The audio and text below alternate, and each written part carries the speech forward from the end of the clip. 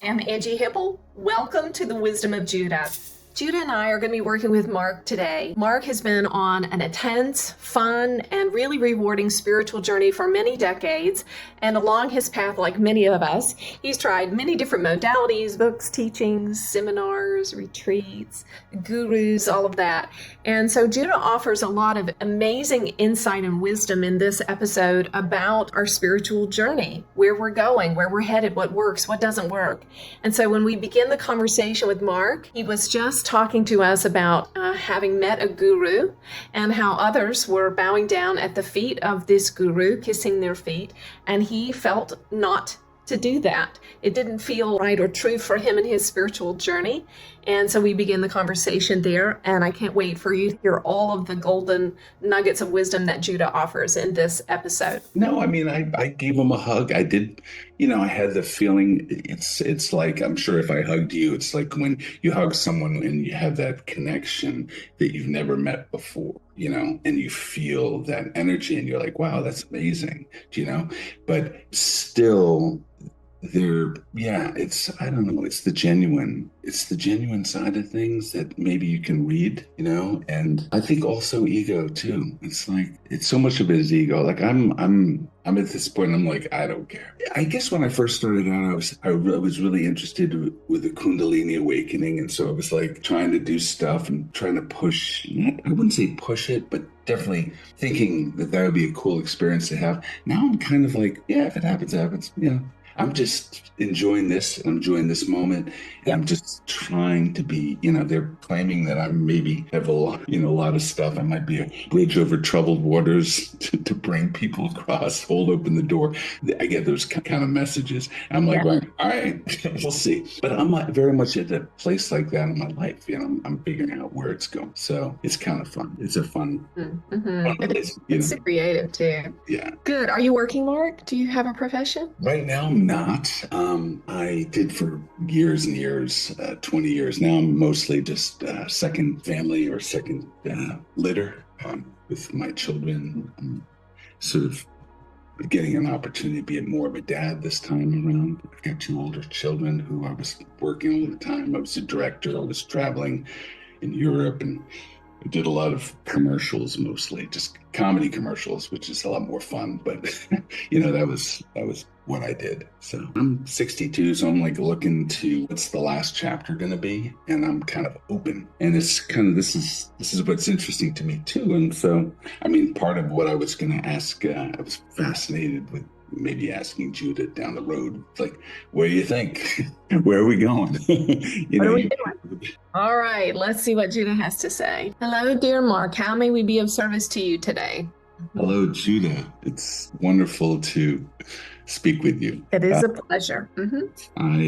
How could you be of service? I was fascinated about a couple of things. One is that I have recently started connecting with my guides, and I've actually reached out to you as well, which has been wonderful, and curious of how to even strengthen that connection. Are there things that are needed, or is it merely time that is needed? Curious. What are your suggestions?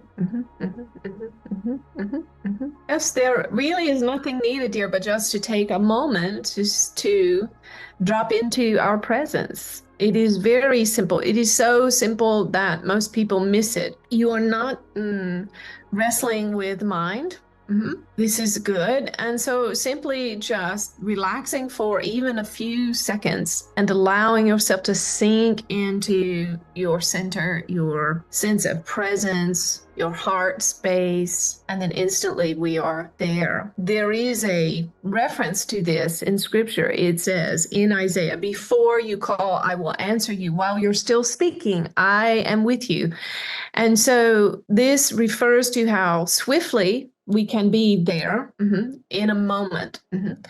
And so you can access, this is accessing the I am state. There is a lot of talk about this. It's very simple. It happens instantly as you think the thought to be there in your I am state. And you feel it in the body as a dropping in. It can feel like being submerged in water. It can feel like joy. It can feel like an elevation of the atmosphere, as if you've gone up in an airplane. And you learn to recognize the feeling in your physical body of this phenomenon of dropping into presence or merging your presence with us. As we say often through this vessel, your consciousness is like a cloud, yes, and as clouds move across the sky, they might encounter other clouds and merge in with those clouds, and they become one cloud, yes. Mm. And so you have this understanding already. There are many different consciousnesses or aspects of the one consciousness, which is divinity. There are myriads of aspects of the one consciousness, of which you are one aspect. And so as you're floating in your meditative space, you simply can collide with very gently, just as clouds very gently collide would not be the best word, but very gently merge in with another, yes? And so you merge and you separate, you merge and you separate. And this is what enlightenment is, my dear, which is, we would say, if we were to pick for you a righteous and worthy goal for you for this lifetime, for this next season of your life, it would be for you to reach enlightenment. We can't really think of a worthier goal than that. And so what is enlightenment? It is when you stay connected all the time, when your consciousness is continually merged with the larger consciousness of source, of angels, of ascended masters, of the infinite libraries of information in the cosmos. You can see it any way you wish. When you are connecting with Judah, you are connecting with the all. You are connected with source. We are simply one. If you think of consciousness as an extraordinary and brilliant diamond, yes, when you look at a diamond, a beautiful diamond, unless you're well trained and you have the right tools, you simply see the glory of it and the shining brilliance of it. You may not be aware that there are hundreds, thousands of facets on that diamond. So when you speak to Judah, you are speaking to one face or one facet there, you see? We are still a part of the all that is, as are you. And so when you talk to us and then you talk to another being and perhaps another and another, you're simply admiring God from a different standpoint, by looking at a different facet, you see. It's all glory, it's all beauty, and you are also that glory and that beauty. So to be enlightenment is simply to just stay tapped into this consciousness all the time. You are experiencing it right now. You understand what it feels like. You go there a lot, yes. There are some who are willing, it is a desire for them to maintain that state consistently. This is what enlightenment is. It can be tricky to navigate on a practical, physical level, yes? Yeah. It can be hard to get yourself fed, to walk the dog, to drive a car when you're in this state, yes? Yeah. So this is something to consider as you make your plans for the rest of your life. But if you so choose, you will navigate your way around these potential obstacles. Yes? Yes. And so experiences, you have spoken of many experiences you've had and many experiences you have read about. And as we teach regularly through this vessel, there are many sacred scriptures and traditions and religions, and all of these have been built up around someone's experience. A Mark or a John or a Nabu, whoever it might have been that had some sort of experience with the divine and then shared that experience, and then all these structures and doctrines and dogmas that you spoke of were built up around as a testament to that experience in a feeble attempt to guide others to something similar. But why do that? Why not just simply have your own experience and be your own scripture? Even as you are writing, you spoke of your writing that you were doing. You're writing your own scriptures, my dear. They are sacred for you.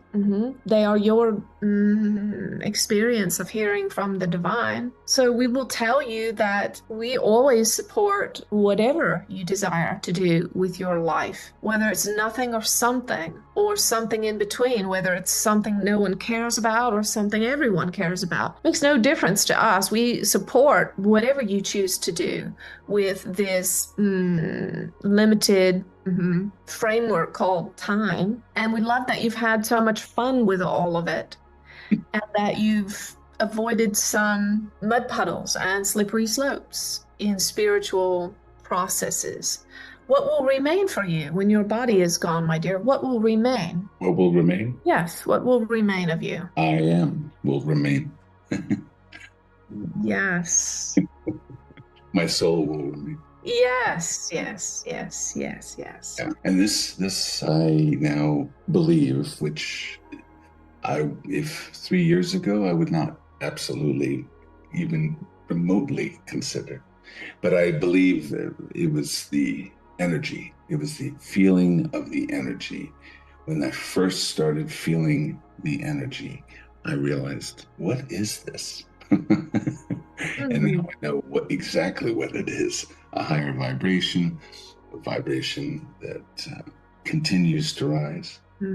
Yes. And we will tell you, as far as your health is concerned and aging and so on, to imbibe this energy is the best thing you can do for yourself from a physical standpoint. But you are correct. You see, the witness to your experience of the divine is the evidence, is the energy in your being. Love energy. And we would say, as far as channeling goes, most put far too much weight on the words that are said rather than instead receiving the energies. Yes. And so these energies can be imbibed like a glass of wine or a glass of water. And you can take in healing and insight and information by drinking these energies in your being. So when you think you've had enough, drink a little more. Even in these moments, see, you can allow yourself even to go deeper and deeper and deeper, drinking more presence. By asking, by intention, is that really just asking for more? Yes, by dropping out of the mind and into the heart and allowing the energy to invade the body. I've been trying. I was inspired by Angie's most recent podcast when she mentioned the importance of grounding in the lower chakras. And I know that I've had from a previous reading with another channel had pointed out that my past lives, that there was a lot of anger and a lot of density in my lower, maybe fear, regret, those emotions sort of trapped in the lower chakras. And as you've said, is there a way for me to clear myself of those, or do you think it's better to work with someone who specializes in clearing those emotions? Is it possible yourself to just bring in light and clear? Is the question. Absolutely, of course. You are the master of your own being and of your own body. And so these lower chakras are representative of your human experience, and the higher ones are representative of your spiritual experience, and the heart chakra is the bridge. And the heart bridges. When you live from the heart, you are bridging, connecting in a healthy way your human experience to your spiritual experience. So if we are not speaking of you, but when and if there are those who live primarily in their higher chakras, immersed in spiritual experiences, such as this one, but without giving attention to the heart and the lower chakras, they become top heavy, yes? Mm-hmm. And what happens to anything that is top heavy? Falls over. Yes. And so even your organs, your liver, your kidneys, your spleen, your heart, your intestines, all of these organs need energy. And so for those who are as we have heard the saying, so spiritually minded, they are no earthly good. Yes. If the energies reside primarily only in the upper chakras, then this can be to the detriment of the organs in the lower chakras. So all of your body needs energy, all of it, from the top of your head to the bottom of your feet. And so living from the heart chakra and allowing the energy to radiate out from there throughout your whole body, and you can learn through intention and meditation. Very simple, simply to imagine your energy, your auric field expanding to fill the room, expanding to fill your home, your neighborhood, your city, and even out into the cosmos. This is how this vessel is able to channel, because she understands how to expand her auric field into the cosmos, into other dimensions where we dwell, you see. And you can do this as well, and you're already doing it. And so to answer your question, as you keep going forward and enjoying all of these beautiful experiences, then also balance the time in your day to bringing energy down into your feet, your legs, your knees, your hips, your midsection. Simple things like walking outside, being on your feet, moving, yes, so on.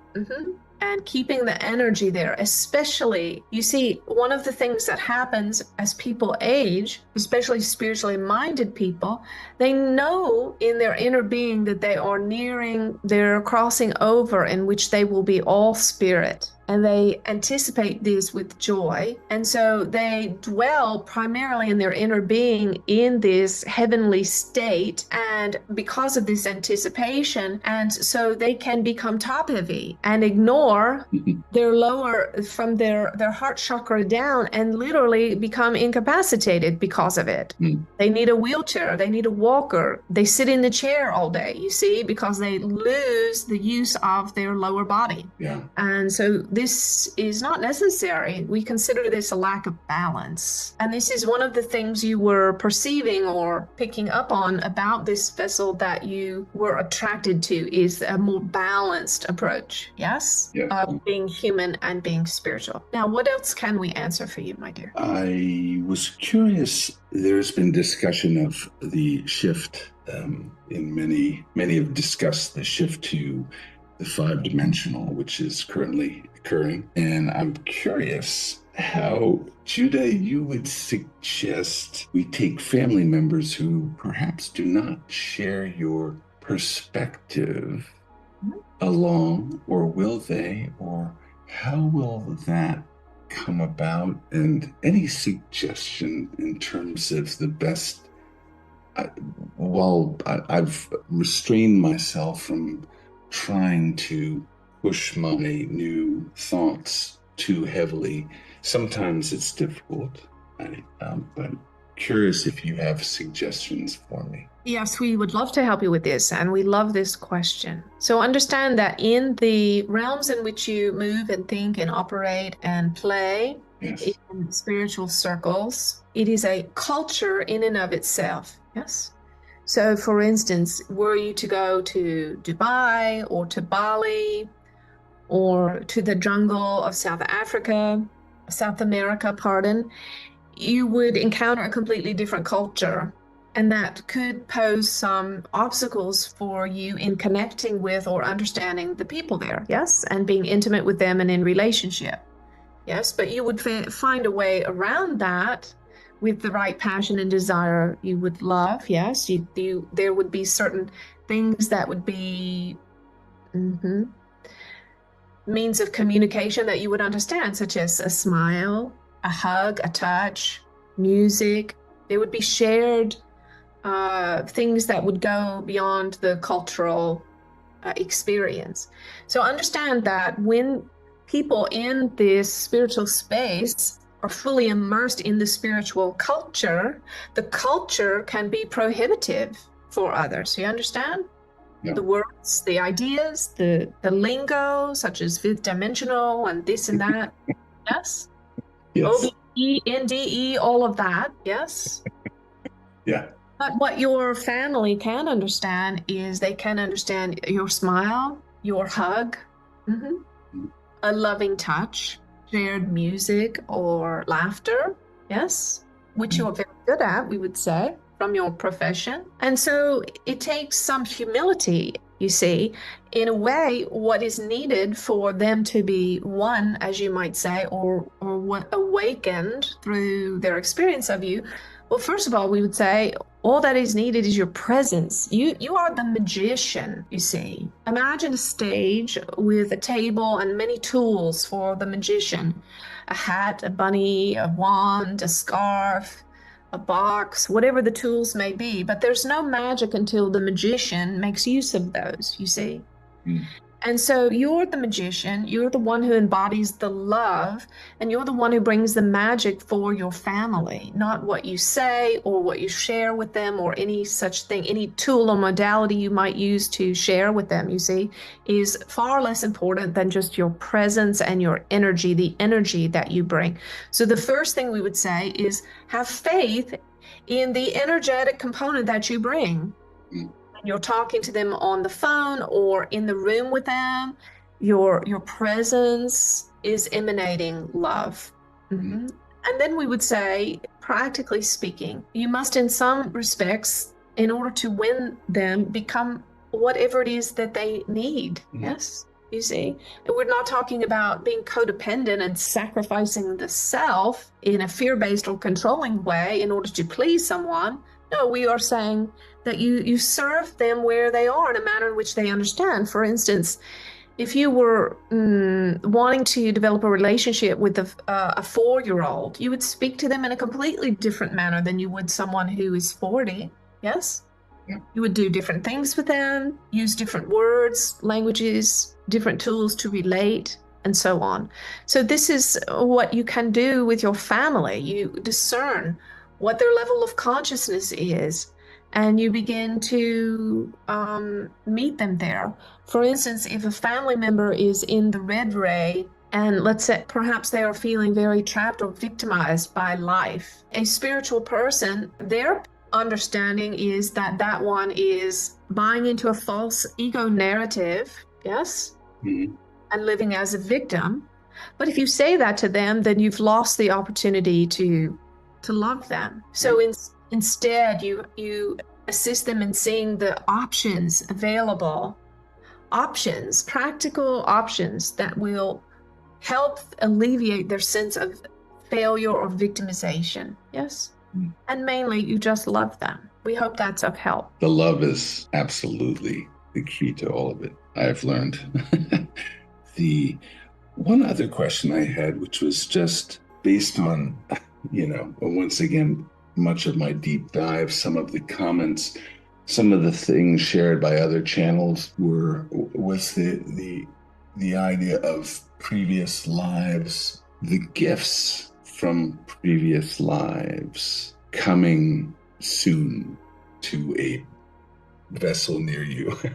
But these gifts that I'm fascinated if Judah would share any thoughts about my previous lives or any of the gifts that I'm probably not aware of. I did find from the writing that comes, I'm still trying to figure out who's doing the writing, if it's me doing the writing from a previous life or if my higher self is doing the writing. I'm just wondering if there are gifts that it's more of like excitement about what could potentially come. Now, if they don't want to answer, I understand, but it would be really fun if a little clue. Yes, to embody your higher self. To embody your higher self is to have access to all your skill sets from every life, past, present, parallel, and future realities. Amazing.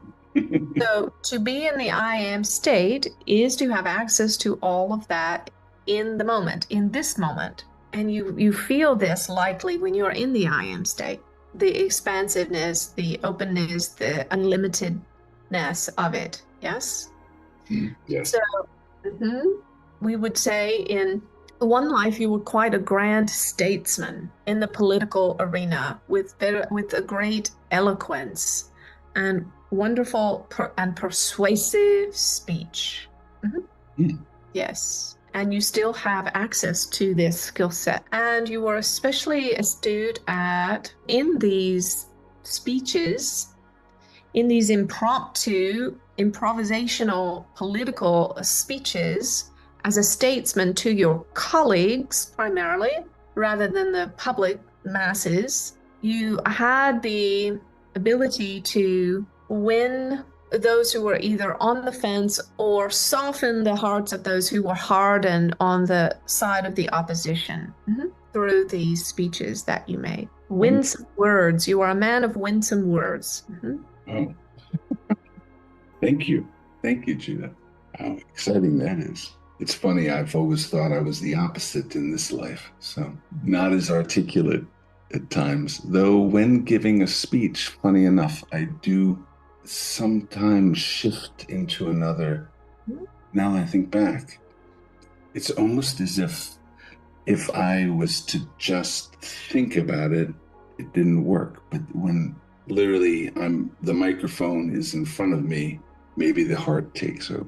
Yeah, you enter a good. Realizing that now, in my life, like giving a speech, suddenly it comes from somewhere where I don't even know, and I don't even remember what I said. So almost in a strange way, like channeling. Holy that is your channeling. I get that impression that your channeling gift comes when you're just kind of doing this stream of consciousness talking on a topic, and you just kind of go into a flow state. I just had an image of you like giving a speech at a wedding, you know when they pass the microphone, and that it was just really inspiring and for people. But you might want to consider something like Toastmasters and just get out there and start doing talks. Oh, that's a good idea. Just give inspirational talks. Talk about, the things that you shared with me earlier about, your spiritual journey. And, there's always somebody who can receive something from you that they can't receive from someone else. If anyone wants to channel, which everyone does. Yeah. I mean, I'm trying to turn a bunch of people onto channeling right now, but I always send out your video. I said, just try to feel that energy, because it was amazing. It was amazing. I felt Judah, because like right now I feel Judah, like your presence is just like, when I channel, I feel a little bit, and it's, but like when I was doing it with that episode, it flowed in, and then all of a sudden Archangel Michael was just like this boom. He's so authoritative. Well, so going back to what I was saying, right, dear, that there are people that can receive through you better than anybody else, but there are people who, for whatever reason, they identify with me rather than whoever else, and it's the same for you. I mean, you have a key to unlock. So you might share, like even the story you shared about how you deliberated about that guru and decided, I don't need to do that. That's not for me. Somebody really needs to hear that, because somebody is like literally buying their ticket to go live in India somewhere. Oh, and the poor guy had just got into a sex scandal. Oh, yeah, right. Yeah. I was like, and I was just like, oh. But somebody needs to hear that story, I know. Yeah. So do your Toastmaster thing. Just give it a try. It could be a lot of fun. It could really be. Tell me about Toastmaster. What is it? It teaches you how to speak, or is it a club, like a Kiwanis club? Yeah, where you give speeches to one another and you become professional speakers. It's like I think it might even be free, but it's kind of everywhere. And yeah, it gives you the opportunity to really fine tune your chops as a speaker, and then they help you find opportunities to get out there and talk. I don't know, maybe yours is a TED Talk. Maybe you want to do a TED Talk. Like a been there, done that in spirituality TED Talk, Yeah. I think this chakra I got to work on this baby. There's a part of me that's just like and it's just I've always thought it. And then the funny thing is, I had gone and they said, "Oh, your throat chakra is great." I was like, "It is." It feels blocked to me. But Yeah, anyway, you don't have any blocks, sweetie. thank you so much for everything, and I can't wait to. I'll continue to follow you and see your Yeah. stuff. Best of luck with all that you're doing. It's wonderful. Thank you. Thank you, Mark, for sharing those precious moments with Judah. We appreciate you, brother. What if one weekend could change your life forever? You're invited to Next Level Soul's Soul Mastery Summit, the virtual event of the year. 4 weekends, 4 themes, 16 of the most sought-after spiritual teachers on the planet today.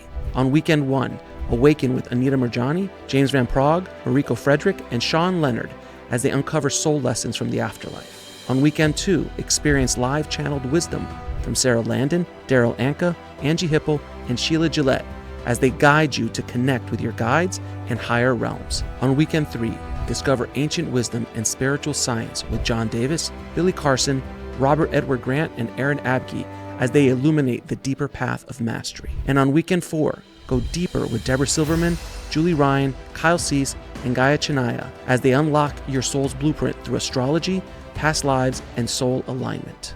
Hosted by me, Alex Ferrari. 4 live sessions every weekend. Attend live, revisit anytime, and unlock over $1,000 in soul-expanding bonuses free with your pass. The journey begins September 20th. Your soul brought you here, so let's begin your next chapter together.